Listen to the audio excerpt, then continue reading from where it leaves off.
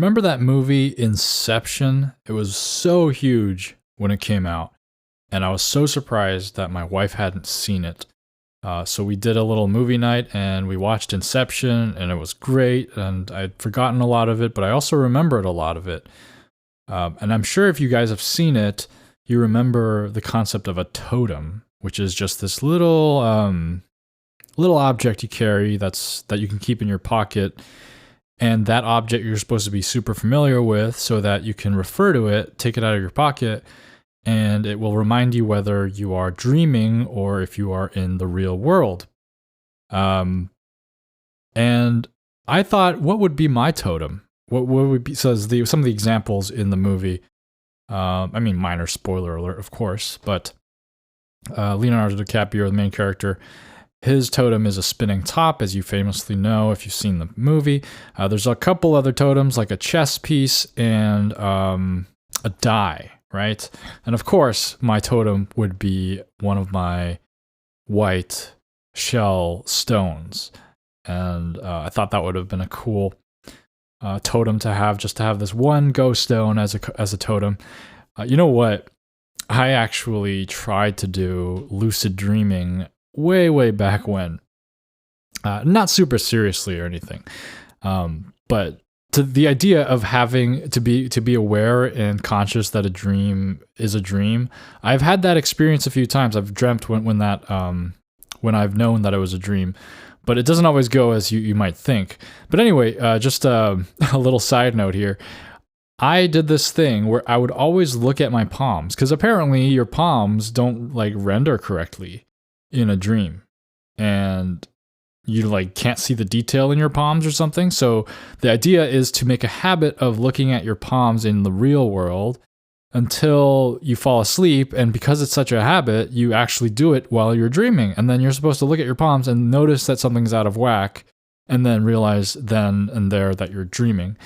I did this for years. I looked at my palms regularly for years, 3 years or something like that. And then one day it happened. One night, I'd rather, I looked at my palms while I was dreaming. And I looked at them, and I'm pretty sure they were not looking like my usual palms. And I shrugged and said, well, they look like normal to me. And I moved on in my dream world. And I did not realize I was dreaming. So that's how that went. I totally gave up on that endeavor after that.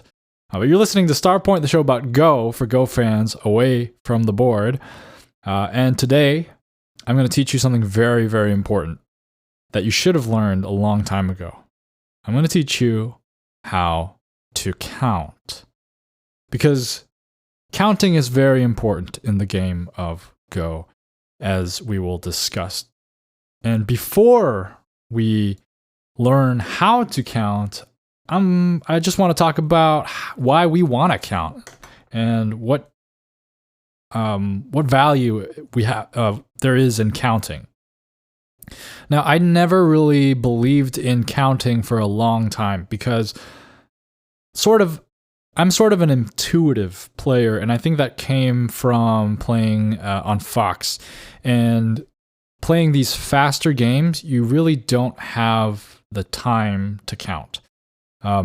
With 5 minutes main time with a few 30-second Byoyomi periods, you just kind of have to play the best move you can think of. Anytime you spend counting, it takes so much. It takes several moves of turns to count the board and to kind of get an estimate on and to just be clear, what counting is, we're counting the score, right? We're trying to see what the board state is and who is winning and who is losing. Because at the end of the day, Go is a game about, well, I wasn't going to say losing and winning, but Go is a game about who has more points of territory. That's really the goal, and I think it's easy to forget that, weirdly enough.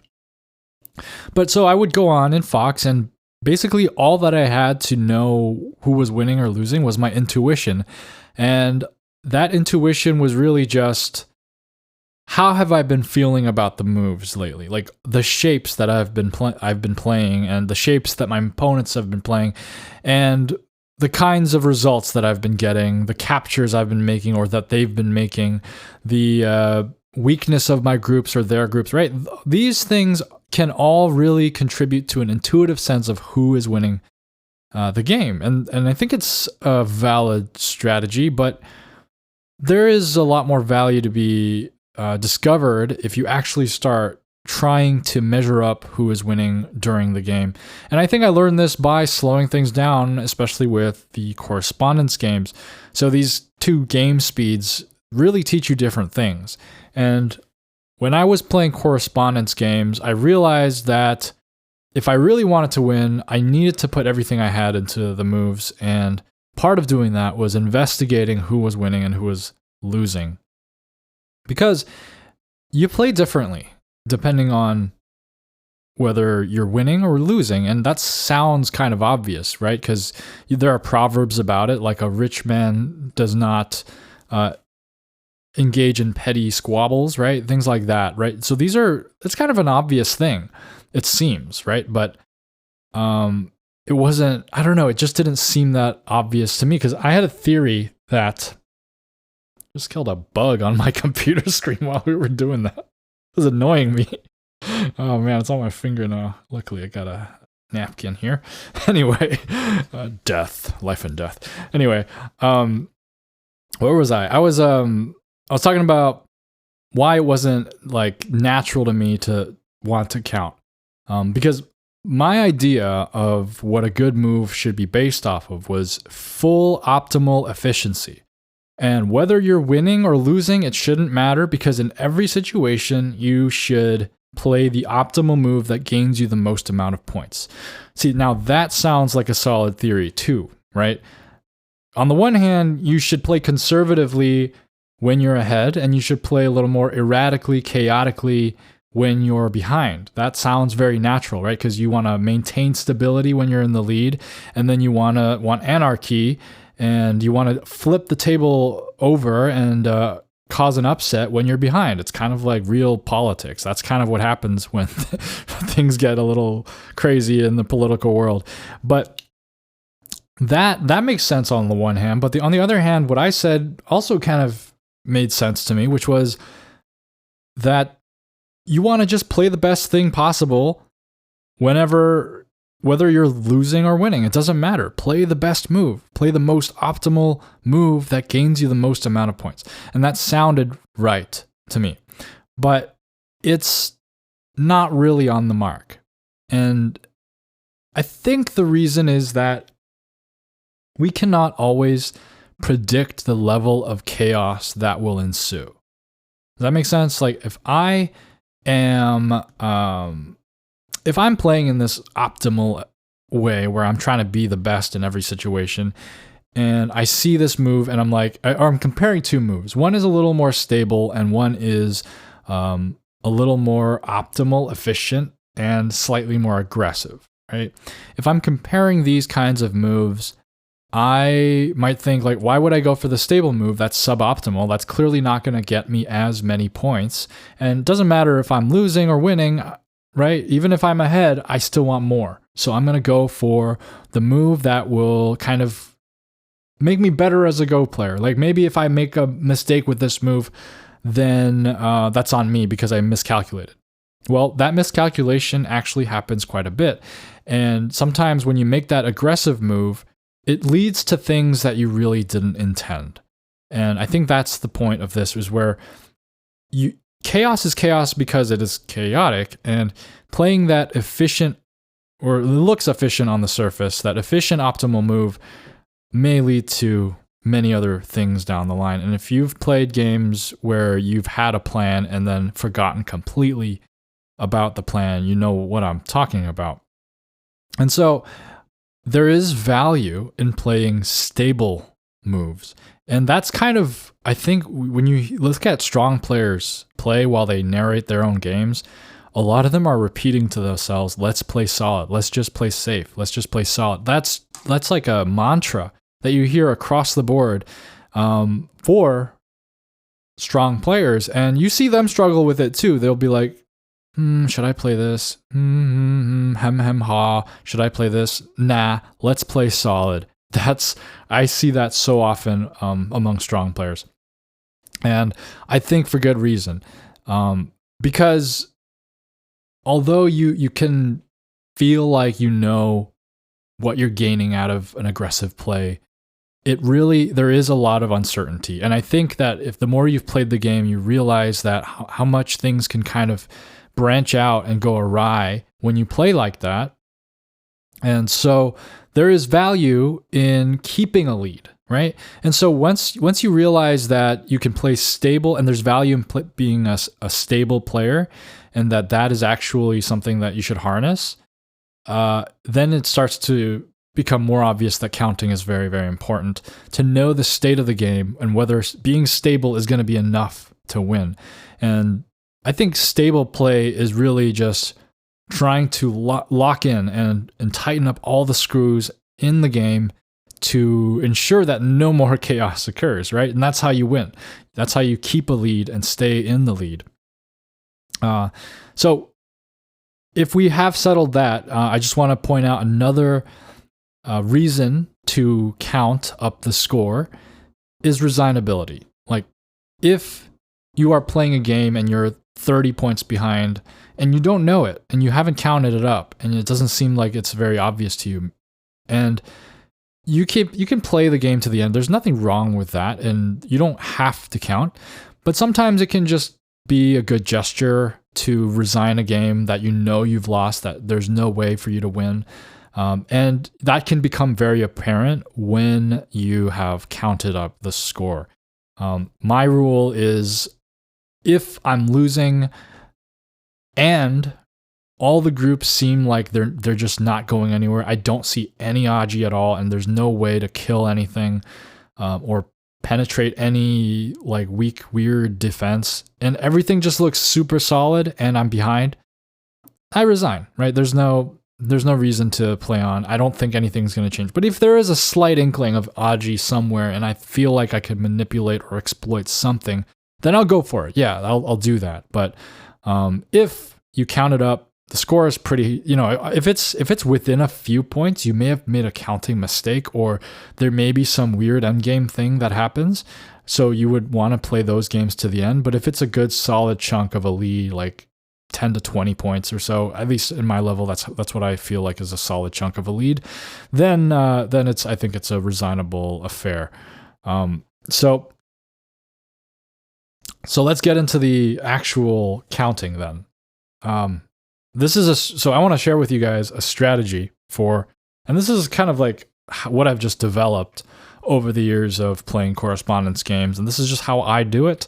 And I'm very much looking forward to other ideas of how to count, but how to actually count the board, it's overwhelming. I think this is the part of the reason why I never did it at first, is because it seems like an impossible task and an overly tedious task. But I think I would encourage you to do this in your correspondence games. That's the best way to practice this. And then maybe you can work on the speedier side of counting when you're in a faster game or in a tournament setting. I'm still learning how to do that, but at least for correspondence games, I think this method serves me pretty well. So the basic fundamental is the rule of twos. Count by two, right? It's just not too much where it's if you're counting by fives or tens or something, you're going to always have these weird irregularities and it's going to be really hard to keep track. But counting by twos is not as slow as a 1, 2, 3, 4, 5, 6, right? It's just going to be twice as fast, right? And it's easy to just grab 2 points here and there to count up a territory. Now, it's a little more than that, right? Because I can't just let you guys go and say, okay, count by twos, bye. And that's how you count. No. There's a little more to that, right? So as you're counting by twos, you're going to just be looking at and this is kind of a Japanese style counting, right? You're not counting in a Chinese counting format. But so you're looking at empty points, right? Empty spaces within yours. So you pick either yours or your opponent's territory and you start counting it up in twos. Kind of going from one end to the other. Like, let's say you take a chunk of territory and you try your best to visually scan through it without overlap and like going around in circles and counting multiple points. It takes a bit of practice to visually distinguish things. But first of all, you just count by twos and you just kind of look at 2 points at a time. Go 1, 2, 4, 6, 8, 10, 12, 14, 16, 18, 20. And then you're going to, I would, like for me, what works for me is 20s. So if I go 2, 4, 6, 8, 10, 12, 13, 10, 12, 14, 16, 18, 20, and then I go reset to 2, 4, 6, 8, 10, 12, 14, 16, 18, 40. That's kind of the way I do it, because once you get to 20 and you say 22, that's 3 syllables, and it's a little harder for me to, and it gets a little messier. So at 20, I cut it off, I chunk it off, and I have taken a lot of practice, but it was hard because sometimes I would forget which multiple of 20 I was on. So make sure you keep track of that. I would go 2, 4, 6, and 20, and then 40, and then I'd be like, wait, am I on 40 or 60? And you'd kind of lose track, and I have to start all over again. And so that's going to take some practice. But overall, that's the basic counting method. And then you're going to run into situations where there's like a lone point. And the lone point, well, you loan it. Loan the lone point. You pocket it, right? You put 1 point in the bag and you make a mental note of that 1 point, and you keep going until you find another lone point. And this time you cash in that loaned lone point and you count it as 2. And that is one way to keep up with the irregularities. And if you're struggling with it, you could put out a thumb, like stick up a thumb to make sure you remember that you have a lone point to cash in on. I usually I don't really find the need to do that. It just, in my head, I just know that I skipped over one and I'm ready to cash in one for later. The other thing is to look at how to count captured stones. Every captured stone in a territory, you just count as 2. So instead of grabbing 2 territorial points and say 2, 4, 6, 8, you look at any captured stones and you can just count that as a straight 2, because that is a point of territory underneath the stone plus the prisoner. That's 2. So we have the rule of 2s, count by 2s, use 20-point markers to just kind of have a consistent rhythm to your counting. Have a 1 in the pocket so that you can consolidate odd-numbered territories, and count captured stones by 2. Okay, how to handle the blurry areas, the unfinished endgame. So this technique is really for like an almost finished game or almost finished territories. But if you run into, let's say, a border where it's kind of open, how do you count that? Well, I would say that the most important thing is to be consistent. Whether you count that space underneath as a point or not, I don't think it matters as much, as we're not trying to get the most precise number possible. But to be fair and consistent is the key. Like, you don't want to count one way for one set of stones and then the other way for the other color. You want to use the same technique all the time.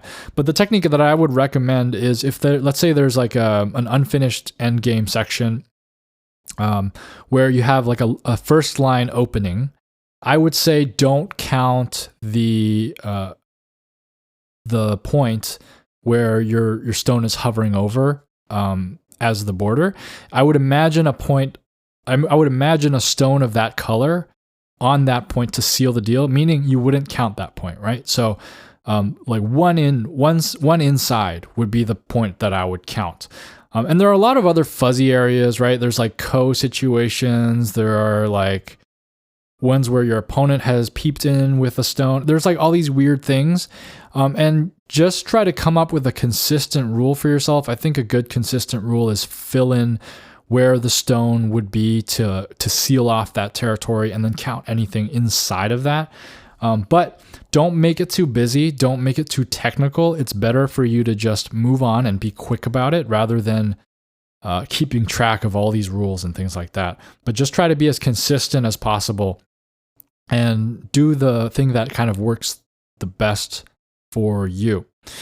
And then once you counted one color's stones, remember to add the komi and the captured stones. Or sorry, not the captured stones. Oh, yes, the captured stones. So if it's white, remember to add the komi and the captured stone total that they have, because those you haven't counted yet. And then just pile it all up. And then this is a very key thing. Remember this total and make a point to remember this total, because you're going to now count the other color. And I have done this many times where I would count up one color, count the other color, forget what that other color's number was, and then counted that up again, and just gone in a loop. And it's not fun. So just take a breath and a moment to just remember, try to come up with a mnemonic maybe. But just remember the number. It just takes some practice. Unfortunately, I think there's probably a good way to just kind of keep track of that. There's many mnemonic techniques. I've not employed them during counting before, but I know that I should probably do it. But basically, it's the easy, simple way to do it would be to associate different numbers with ideas or characters. So let's say 8, right? Like the number 8. If you imagine the number 8 to be, 8 is a lucky number in Chinese culture. So you could say 8 is China, right? Or you could say 7 slots, right? 5 a star. I don't know. But then once you make that association, and then you can kind of use those pictures to remember the number rather than just the number. Because if you just remember the number, it may not be as easy to remember. If you remember, if it's like star slot machine, right? Then you're like, okay, star slot machine. That's like, you can't forget that. Like, you remember star slot machine better than if you were to just say 57, right? So these mnemonic techniques can help if you're into that. Maybe I've just been too lazy to try to do that, but or to just kind of brute forced it and practiced, making sure I have that number in my head and keeping it in my head. It's just kind of like just brain training. So whatever way you want to do it, I think that's all valid. So once you remember, you just have to do the same thing for the other side. Now, I'm sure there is a good way to do this where you could just count one side if it's like a Chinese-based counting, or I don't know, maybe there is some way where you can just count one side and everything is peachy keen. But I don't know, I'm just more used to the Japanese style counting, so I just count both sides. And I don't know, that's why one of the reasons I'm excited about the listener mail is to hear any other advice on how to count up the game. Now, as I mentioned, that technique for counting is really for mostly finished games. So, it's really like a good way to do it if you're thinking about resigning, or if you have a last-ditch effort to, like, let's say you find out you're 10 points behind. It's like, how can you make up the 10 points by the end of the game? That kind of thing, right? So that, yeah. Or maybe you're just curious. Like, you just want to know who's winning, Sometimes it's just curiosity. But if you're kind of in more of the middle-ish game, it may not be as easy to use this method because all the borders will be even less defined. So how do you estimate the score in that situation?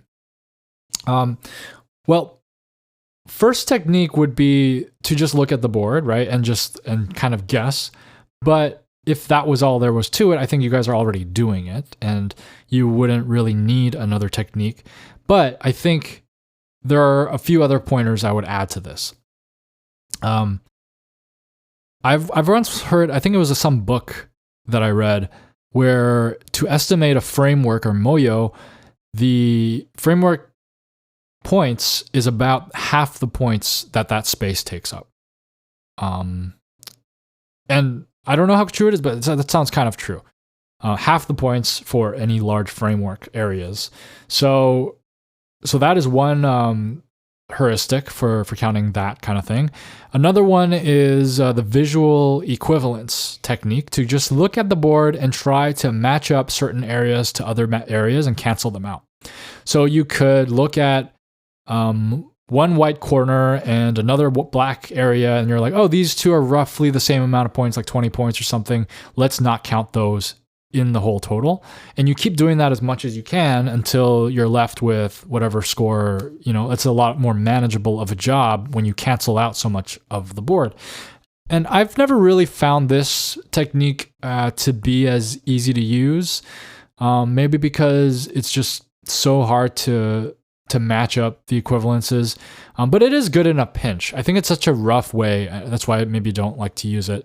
But it is good in a pinch, just to kind of gauge real quick whether you should go risky or not.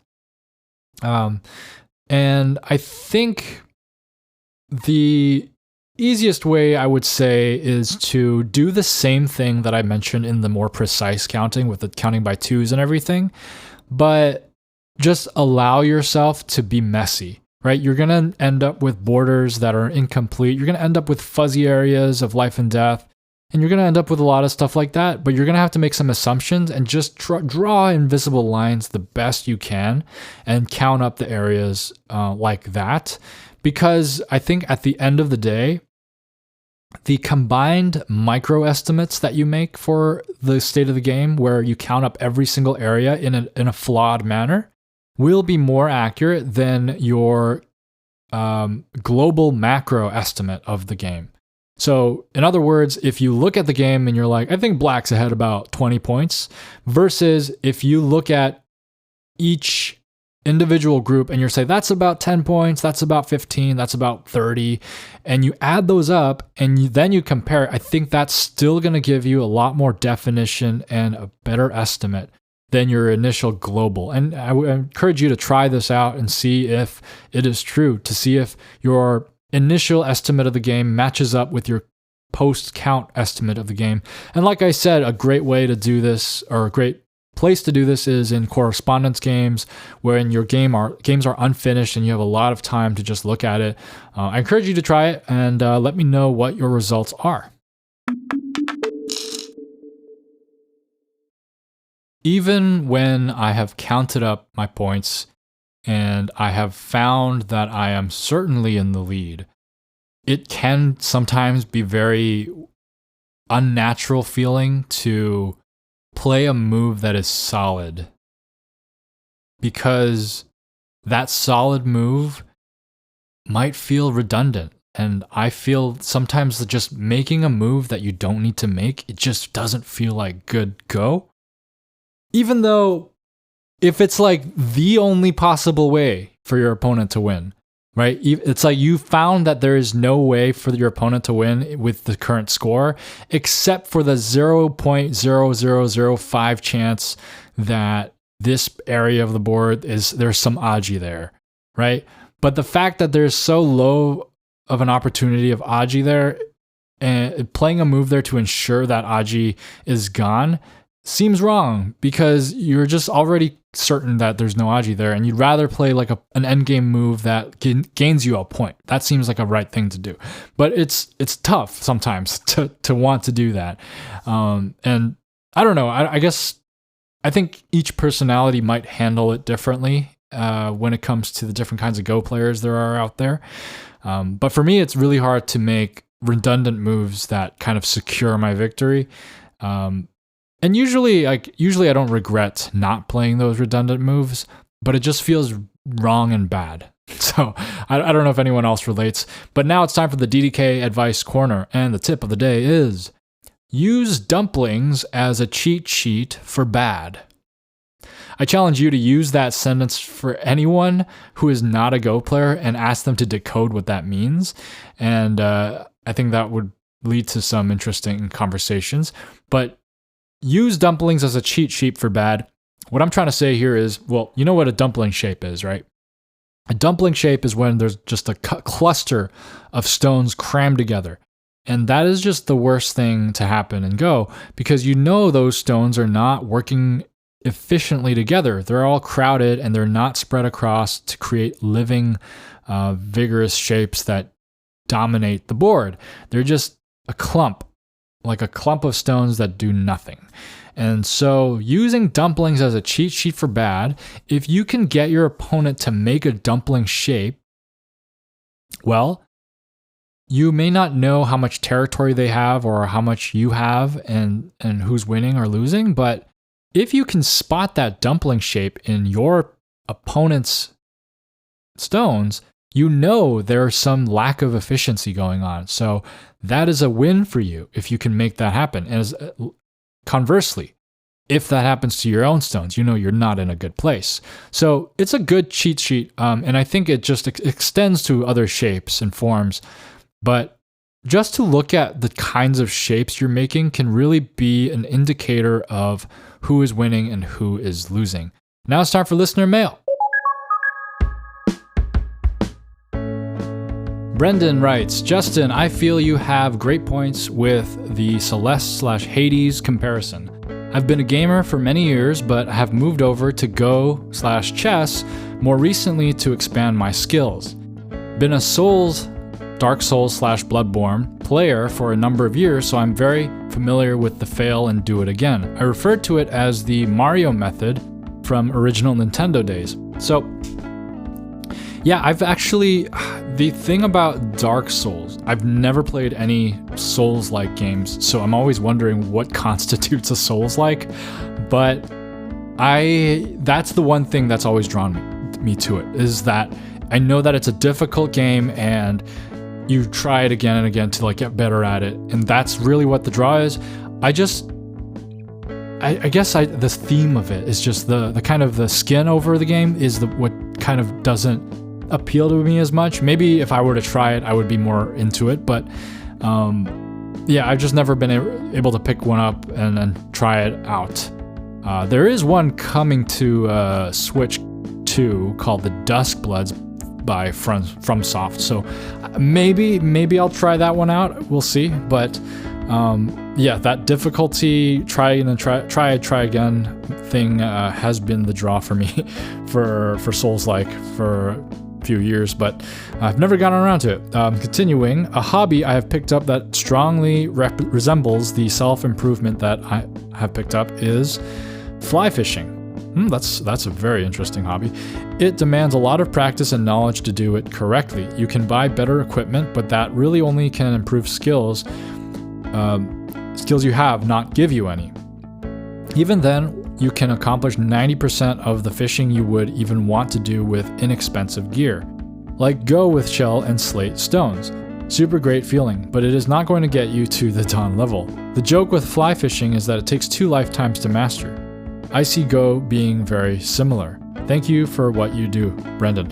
Thank you so much, Brendan, for the listener mail. And I can't imagine, I don't even know how fly fishing works. And I mean, I would love to hear more about the kind of skill it takes to fly fish. That's one of those things where I feel like a complete knowledge noob on, for sure.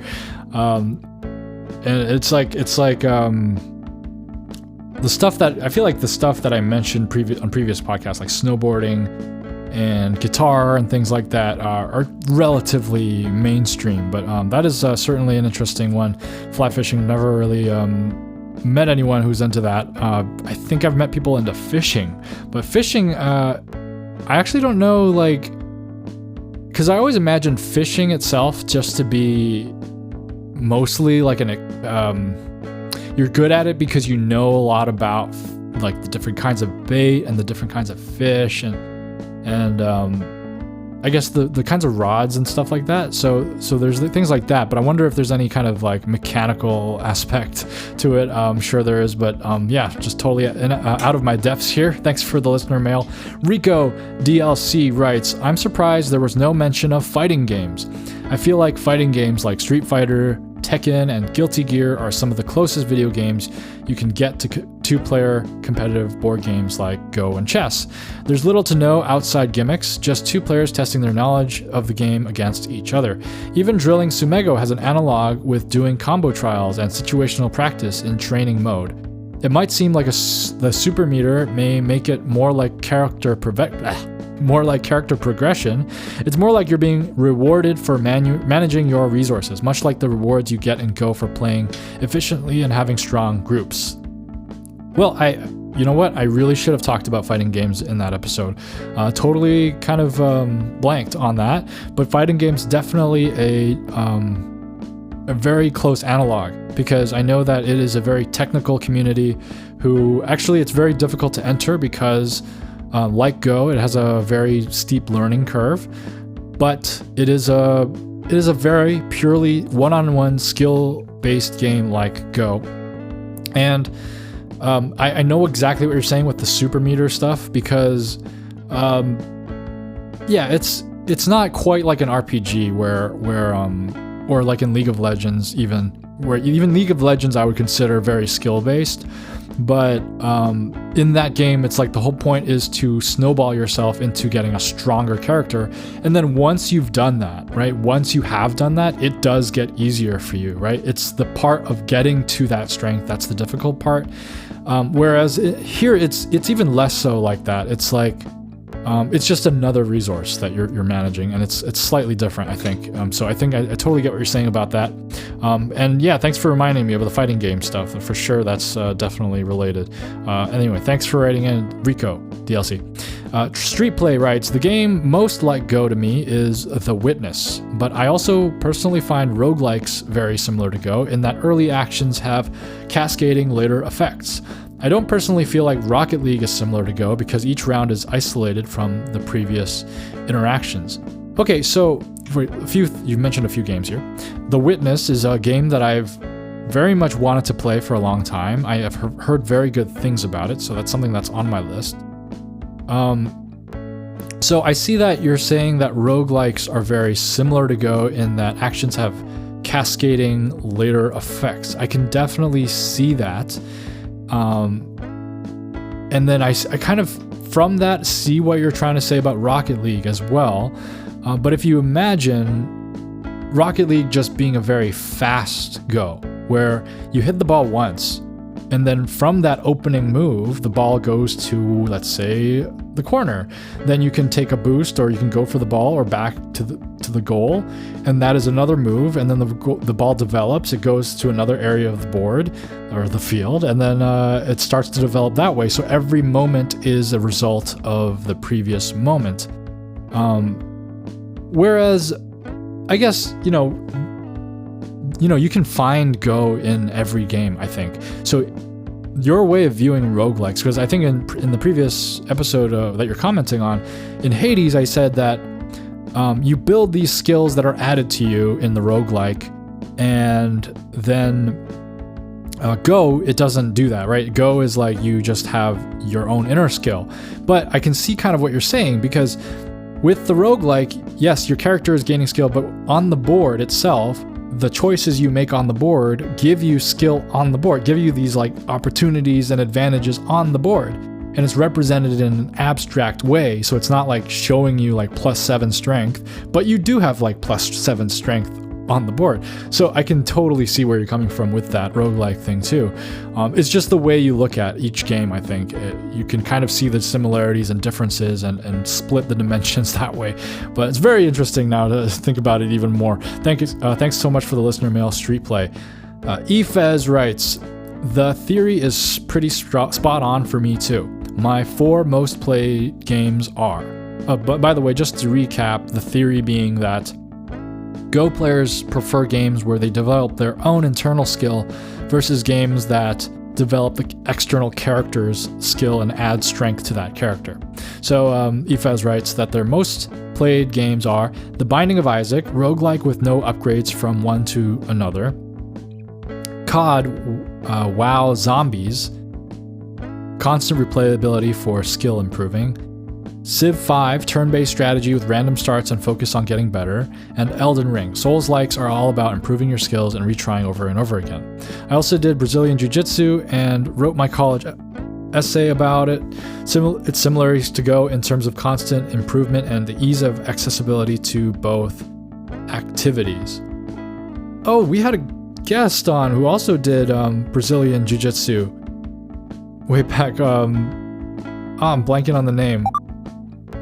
Okay, I just had to go look it up because I would have felt really bad. Wyatt was the one who was on the show and also did Brazilian Jiu-Jitsu and mentioned the similarities. So That's surprising.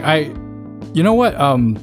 Please let me know if you are a Go player and a Brazilian Jiu-Jitsu practitioner, because I feel like that's so. Go, I feel like I've seen some intersections with this, Rocket League, and what do you call it?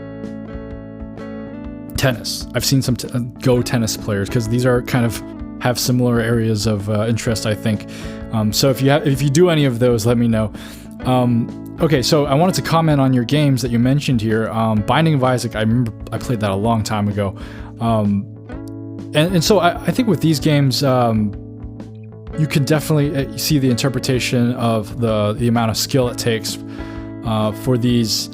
I unfortunately have never played Civ 5 or any Civilization game for that matter. I played Call of Duty Zombies, but I don't know if I'm looking at the same version, because you put this acronym that I don't know, WAW, and I don't know which Call of Duty that is, but I have played a Call of Duty Zombies game. And so, like, yeah, I think any game you can kind of interpret to be like a skill-based game. And if you look at the game that way, then I think that's kind of why you might be into it and why you might be also into Go. But anyway, yeah, thanks for writing in, Ifez. And then VR said, or Versed, it's probably Versed 2024 says, main difference between Go and Celeste is Go doesn't have a killer soundtrack. It's true, but you can give it a killer soundtrack, although I prefer the soundtrack of silence with clicking and clacking stones. That's my favorite Go soundtrack. Some of you like to listen to music while playing, and I don't know how you guys do it, but I'll try it one day and make an episode about it. Thanks for writing in. Ryokai writes, the move recreation I have had to do a couple times for club or tournament games, but I have a 1.5 hour commute to the city to play at the club/tournament while I live in a small town. So it's usually close to 2 hours later before I can recreate. If it was the next day, I'd have no chance unless I had a picture of a key moment of the mid-game or something. I've been able to get 90 or 95% without pictures, but like you said, there's some situations your brain struggles to get perfectly. It was a fun challenge though. Yeah, it gets a lot, like, way more difficult the more time passes. And I think that especially if you haven't been thinking about it, I think if you make a note to think about the moves, like as soon as the game is over, even if you're not writing it down or anything, to just think about it a little bit, I think can help make it last longer if you need to do it the next day or something like that. Because what I did with my friend was that we discussed it a little bit, and I think going over a little bit of the Joseki that he helped me with helped as well. But I did have to recreate that quite a bit later, and so that was why I struggled. And yeah, it's tough with tanukis and stuff. Continuing, the tournament games I was completely unsuccessful at, however, playing 4+ games in a day, they all blended together, and I doubt I could have done more than 20% of the game accurately by the end. I didn't even try. That also does it, yes. I have also experienced that, where more games you've played in a day, which I rarely do. I usually limit my number of games per day is 1. That definitely starts to mess with you, for sure. I remember playing tournaments, and maybe I could remember how the first game went, and then after that, it's just, no, I don't remember anything. My most played game, I could kind of remember certain things that happened, like almost like a storyteller would remember, or like I can see certain pictures in my head, but I definitely can't recreate anything with any accuracy. My most played games and most hardcore games I've played roughly chronologically: Warcraft 3, Tower Defense especially, WoW, Halo 3 Reach, plus Reach, Minecraft, League of Legends, Dust Force. I've never heard of that one if you can't tell. Diablo 3, Path of Exile, Hearthstone, Go, Heroes of the Storm, TFT, Last Epoch, Wuthering Waves. Dust Force is somewhat similar to Celeste. Highly, highly recommend it. Oh, it's so funny. You called out the exact one that I struggled to pronounce and said that I have never heard of.